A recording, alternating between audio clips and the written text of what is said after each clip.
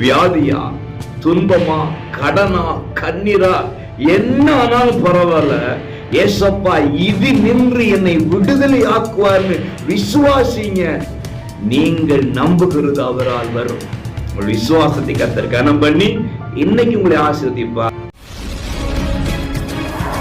பிரியமான அன்பு உறவுகளே, இயேசுவின் நாமத்திலே மனதார வாழ்த்துகிறேன். ஏசப்பா உங்களை ஆசீர்வதிப்பாராக.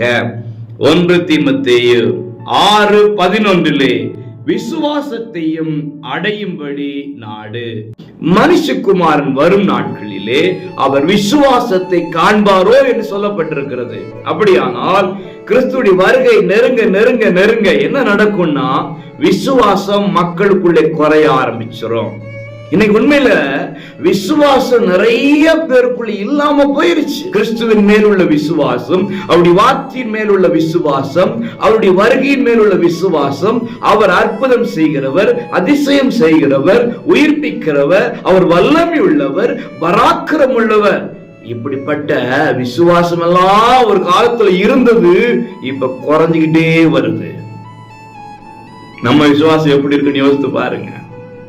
வளர்ந்துகிட்டு இருக்கிறோமா அல்லது விசுவாசத்தில் குறைந்து கொண்டிருக்கிறோமா? எனக்குள்ளே குறைந்து கொண்டிருக்கிற விசுவாசம் பெருகட்டுமே என்று சொல்லி ஒரு ஜெபத்தை பண்ணுங்க.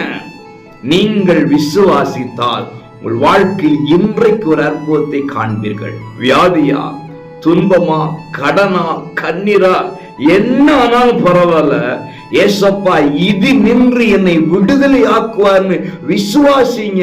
அந்த விசுவாசத்தை அடையும்படி நாடுங்க. நீங்கள் நம்புகிறது அவரால் வரும். உங்கள் விசுவாசத்தை கர்த்தர் கனம் பண்ணி இன்னைக்கு உங்களை ஆசீர்வதிப்பார். God bless you.